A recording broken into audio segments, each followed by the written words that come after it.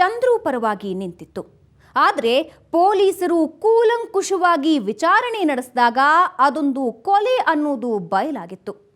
ಅದಕ್ಕೆ ಕಾರಣವಾಗಿದ್ದು ಆಕೆಯ ಕುತ್ತಿಗೆ ಮೇಲಿದ್ದ ಗಾಯದ ಗುರುತುಗಳು ಮತ್ತು ಸತ್ತಿದ್ದ ನಾಗರಹಾವು. ಹೊಲದ ಕೆಲಸ ಮಾಡ್ತಾ ಇದ್ದಂಥ ರತ್ನವ್ವ ಹಾವು ಕಚ್ಚಿ ಸತ್ತಳು ಅಂತ ಇಡೀ ಊರೇ ನಂಬಿತ್ತು.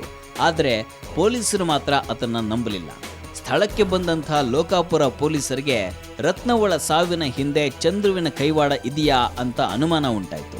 ಇದಕ್ಕೆ ಕಾರಣವಾಗಿದ್ದು ರತ್ನವ್ವಳ ಮೃತದೇಹದ ಪಕ್ಕದಲ್ಲೇ ಸತ್ತು ಬಿದ್ದಿದ್ದಂಥ ನಾಗರ ಹಾವು ಮತ್ತು ರತ್ನವ್ವಳ ಕತ್ತಿನ ಭಾಗದಲ್ಲಿ ಆಗಿದ್ದಂಥ ಆ ಗಾಯದ ಗುರುತುಗಳು.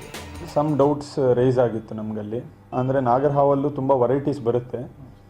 ಇಂಥ ನಾಗರ ಹಾವು ಕಚ್ಚಿದ್ರೆ ಇಮಿಡಿಯೇಟಾಗಿ ಸಾಯಲ್ಲ. ಅದು ಹೇಗೆ ಹಾವು ಅಲ್ಲೇ ಇರುವಾಗ ಆ ಅಮ್ಮ ಸತ್ತಿದ್ರು ಅನ್ನೋ ಒಂದು ಡೌಟ್ ಬೇರೆ ಬಂದಿತ್ತು, ಸಂಶಯ ಇತ್ತು. ಪೊಲೀಸರು ಹೇಳಿದ ಹಾಗೆ ರತ್ನವ್ವಳ ಪಕ್ಕದಲ್ಲಿ ಸತ್ತು ಬಿದ್ದಿದ್ದಂಥ ಹಾವು ಕಚ್ಚೋ ಸ್ಥಿತಿಯಲ್ಲಿ ಇರಲಿಲ್ಲ.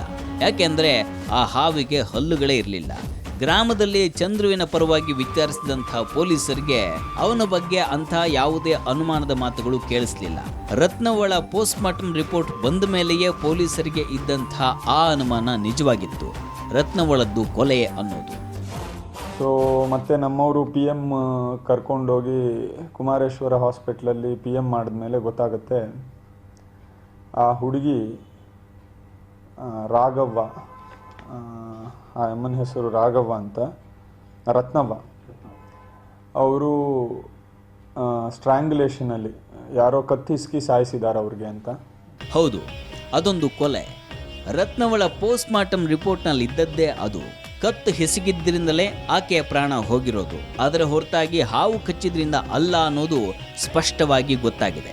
ಆಗ ಪೊಲೀಸರು ಚಂದ್ರು ಹೇಳೋ ಕಹಾನಿಯನ್ನು ನಂಬೋಕೆ ರೆಡಿ ಇರಲಿಲ್ಲ. ಪೊಲೀಸರ ಸ್ಟೈಲ್ನಲ್ಲೇ ಎನ್ಕ್ವೈರಿ ಮಾಡಿದಾಗ ಸತ್ಯ ಬಯಲಾಗುತ್ತೆ. ರತ್ನವ್ವಳನ್ನ ಕೊಲೆ ಮಾಡೋದಕ್ಕೆ ಹಾವಿನ ಕಹಾನಿಯೊಂದನ್ನು ಸೃಷ್ಟಿಸಿದ್ದ. ಒಂದಷ್ಟು ಹಾವಿನ ಸಿನಿಮಾಗಳನ್ನು ನೋಡಿದ್ದ ಚಂದ್ರು. ಹಾಗಾಗಿ ಜನರ ಎದುರು ಹಾವಿನ ನಾಟಕ ಆಡಿದ್ದಾತ. ಭಾರಿ ಕ್ರಿಯೇಟ್ ಎಲ್ಲಕ್ಕೇನ್ರಿ ಸರ, ಒಟ್ಟು ಹಾವು ಎಲ್ಲ ಆಕಿನ ಸೀರೆ ಒಳಗೆ ಇಟ್ಟು ಜೀವಂತ ಹಾವು ಎಲ್ಲರೂ ಇಡೀ ಸುತ್ತಮುತ್ತ ಹಳ್ಳಿ 3-4 ಹಳ್ಳಿಯವ್ರಿಗೆ ನಂಬುವಂಗೆ ಎಲ್ಲರೂ ಕೇಳಿದ್ರು ಸರ. ನಾವು ಊರಾಗ ಹಿರಿಯರು ಸದ್ಯಕ್ಕೆ ಪೊಲೀಸರು ಸದ್ಯಕ್ಕೆ ಬೈಯವ್ರು ಏನ್ರಿ ಸರ ಹಾವು ಐತ್ರಿ 100% ಹಾವು ಕಡದ್ರಿ, ನೀವು ಯಾಕೆ ನಮ್ಗೆ ಡಿಲೇ ಮಾಡಕತ್ತೀರಿ ಸರ ಬಾಡಿಗೆ? ನಮ್ಮ ಊರಾಗ ಹಿರಿಯರು ಎಲ್ಲರಿಗೆ ಏನ್ರಿ ಹಾವು ಐತಿ, ನಮಗೆ ಅದು ಸಾಕ್ಷಿ ಐತಿ ಅಲ್ರಿ, ಎಲ್ಲರಿಗೆ ಅಮಾಯಕರು ಅವ್ರಿಗೇನದ ಹಾವು ಐತಿಪ್ಪ ಹಾವ ಕಡದೈತಿ ನಂಬಿಸಿಬಿಟ್ಟಾರ್ರಿ. ಅಂಥದ್ದೊಂದು ಅನುಮಾನ ಬರದೇ ಇದ್ರೆ ಅವರನ್ನ ಪೊಲೀಸರು ಅಂತ ಹೇಳಲ್ಲ ಬಿಡಿ. ಎಲ್ಲ ಸಾಕ್ಷ್ಯಾಧಾರಗಳನ್ನ ಕಲೆಕ್ಟ್ ಮಾಡಿದ ಪೊಲೀಸರ ಮುಂದೆ ಚಂದ್ರು ಸುಸ್ತಾಗಿ ಹೋಗ್ಬಿಡ್ತಾನೆ. ಅವತ್ತು ಅಂದರೆ ಫೆಬ್ರವರಿ 14ರ ಬೆಳಿಗ್ಗೆ ಚಂದ್ರು ಮೊದಲು ರತ್ನವ್ವಳನ್ನ ಹೊಲಕ್ಕೆ ಕಳಿಸಿದ್ದ. ಆಕೆ ಹೊಲಕ್ಕೆ ಹೋದ ಬಳಿಕ ಚಂದ್ರು ಕೂಡ ಆಕೆಗೆ ಗೊತ್ತಾಗದಂತೆ ಹೊಲ ಸೇರ್ಕೊಂಡಿದ್ದ. ರತ್ನವ್ವ ಕೆಲಸ ಮಾಡ್ತಾ ಇದ್ದಾಗ ಆಕೆಯ ಹಿಂದೆ ಹೋಗಿ ತಾನು ಕಟ್ಟಿದ್ದಂಥ ತಾಳಿಯಿಂದಲೇ ಆಕೆಯ ಕತ್ತನ್ನು ಹಿಸುಕಿ ಕೊಲೆ ಮಾಡಿದ್ದಾನೆ.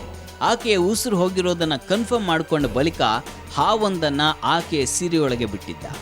ಆಮೇಲೆ ಪಕ್ಕದ ಹೊಲದಲ್ಲಿದ್ದಂಥ ರತ್ನವ್ವಳ ಚಿಕ್ಕಪ್ಪ ವಿಠಲನಿಗೆ ರತ್ನವ್ವಳಿಗೆ ಹಾವು ಕಚ್ಚಿದೆ ಅಂತ ಹೇಳಿದ್ದಾನೆ. ಇಬ್ಬರು ಬಂದಾಗ ಆಕೆಯ ಸೀರೆಯೊಳಗಿದ್ದ ನಾಗರ ಹಾವು ಮೈ ಮೇಲೆ ಬಂದಿತ್ತು. ಆ ದೃಶ್ಯವನ್ನು ನೋಡಿದ ರತ್ನವ್ವಳ ಚಿಕ್ಕಪ್ಪ ಹಾವು ಕಚ್ಚಿರೋದು ಸತ್ಯ ಅಂತ ಅಂದ್ಕೊಂಡು ಆ ಹಾವನ್ನು ಹೊಡೆಯೋದಕ್ಕೆ ಮುಂದಾಗ್ತಾನೆ. ಆಗ ಅಡ್ಡ ಬಂದ ಚಂದ್ರು ಈ ಹಾವನ್ನು ನಾನೇ ಸಾಯಿಸಬೇಕು ಅಂತ ಕಟ್ಟಿಗೆಯಿಂದ ಆ ಹಾವನ್ನು ಹೊಡೆದು ಕೊಲ್ತಾನೆ. ಆಮೇಲೆ ಊರಿನ ಜನರಿಗೆ ರತ್ನವ್ವ ಹಾವು ಕಚ್ಚಿ ಸತ್ಲು ಅಂತ ನಂಬಿಸ್ತಾನೆ. ಜನ ಆ ಜಾಗಕ್ಕೆ ಬಂದು ನೋಡಿದಾಗ ರತ್ನವ್ವಳ ಶವದ ಪಕ್ಕ ಹಾವು ಕೂಡ ಸತ್ತು ಬಿದ್ದಿರುತ್ತೆ. ಸಹಜವಾಗಿ ರತ್ನವ್ವ ಸತ್ತಿರೋದು ಹಾವು ಕಚ್ಚಿದ್ರಿಂದಲೇ ಅಂತ ಜನ ನಂಬಿಬಿಡ್ತಾರೆ. ಪೊಲೀಸರ ಮುಂದೆ ಅವತ್ತು ನಡೆದಂಥ ಅಷ್ಟು ಸತ್ಯವನ್ನ ಚಂದ್ರು ಬಾಯ್ಬಿಡ್ತಾನೆ.